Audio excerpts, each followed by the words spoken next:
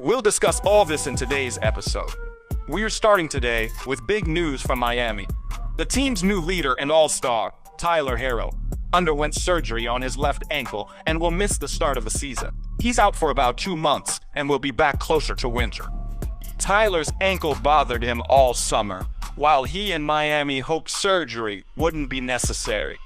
But with no change, they made the desperate call that intervention was needed.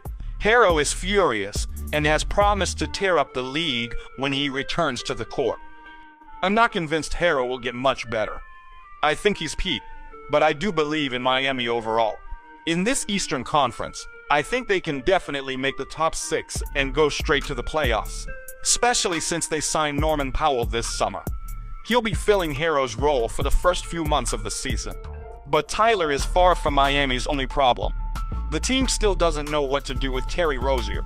The Heat wanted to trade him, but nobody wants him so badly that Miami now has to include assets just for someone to take on his terrible contract. And now the Heat are thinking about just waiving him because he's taking up a roster spot. Who knows how this ends, but remember how quickly Rozier declined. Just a year and a half ago, Miami traded for him. In Charlotte, he averaged 23 points and nearly 7 assists. Now, he's a massive liability on the court. The guy who used to scare opponents has become a nightmare for his own team. Carmelo Anthony was recently inducted into the Hall of Fame, and now the Knicks plan to retire his number. It makes sense. He's an iconic player. But he only played about 6.5 seasons for New York, winning just 1 playoff series. Still, given the Knicks' poor 21st century history, his number should probably be retired.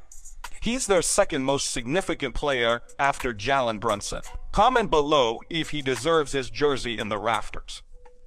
But someone who definitely deserves a jersey in the rafters is Damian Lillard, who attended public events in Portland yesterday. And look at the love he's receiving from the local fans.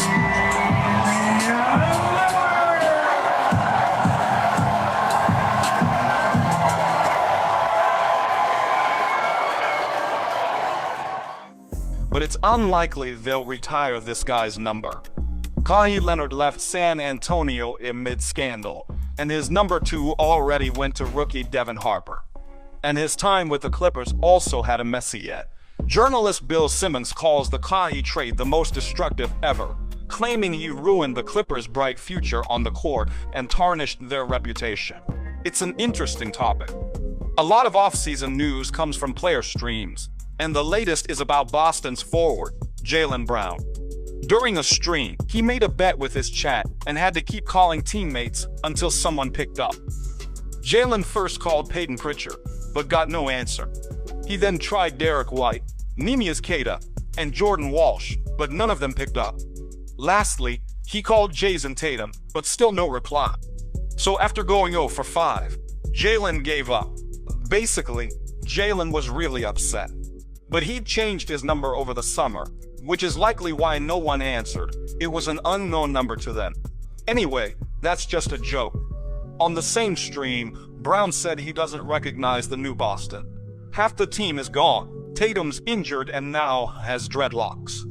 Brown feels a new era's begun that he must adapt to, but for now, he doesn't understand what's going on. And on this same topic, Boston legend Paul Pierce speaks out. He says that Brown shouldn't go into the season thinking that he now needs to score 30 points per game in Jason Tatum's absence. Jaylen should think bigger and focus on how to make his teammates better and how to become a more versatile player himself.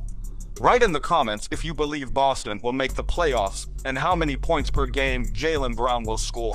My bet is around 28 to 29 points per game. While Brown preps for a breakout season, Joel Embiid is just focused on getting back on the court. He reportedly lost significant weight this summer to ease strain on his knees and looks to be ready for the season start. We'll see. Nothing's guaranteed in his case, but it's a solid step in the right direction.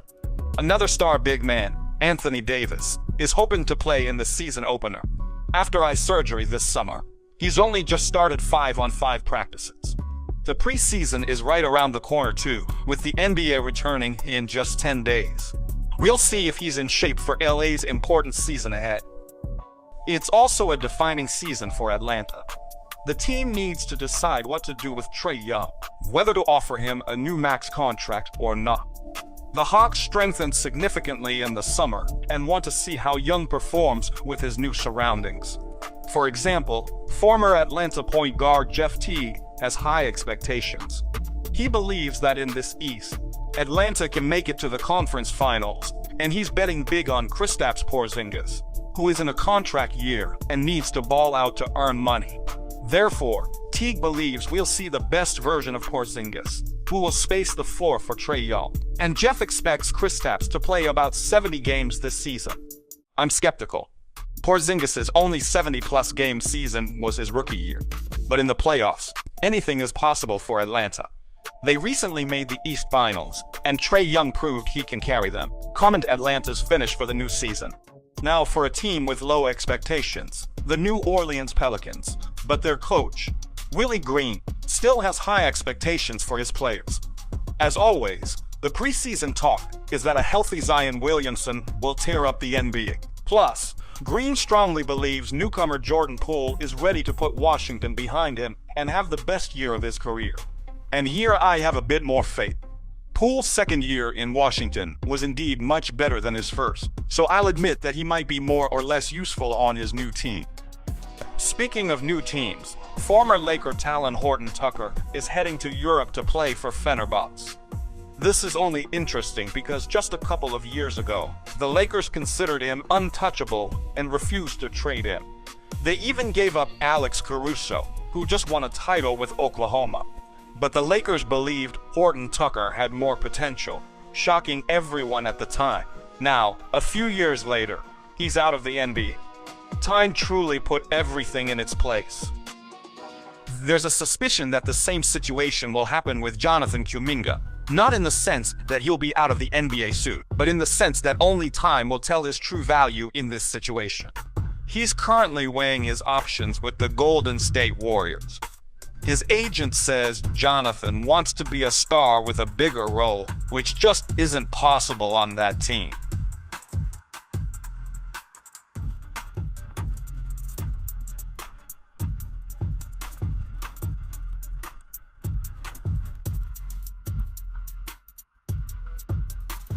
In short, Kuminga has king-size demands, but as NBA history shows, players like that often end up in a bad spot and get much less than they wanted. The good news is that Kuminga doesn't have much time left to make a decision.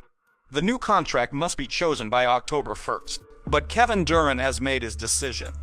Though rumored since last winter, he confirmed yesterday that at the trade deadline, he told the Warriors he didn't want to return, even though a deal was almost done. So, Golden State got Jimmy Butler instead of KD.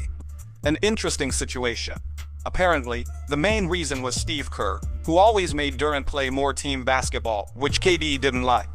It's funny Kevin passed on a title run last season, deciding to just ride it out in Phoenix.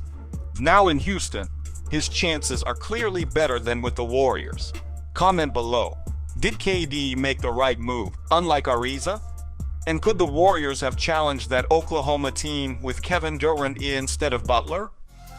That's all the news for today, friends. Be sure to subscribe, like this video, and share your thoughts on today's topics below.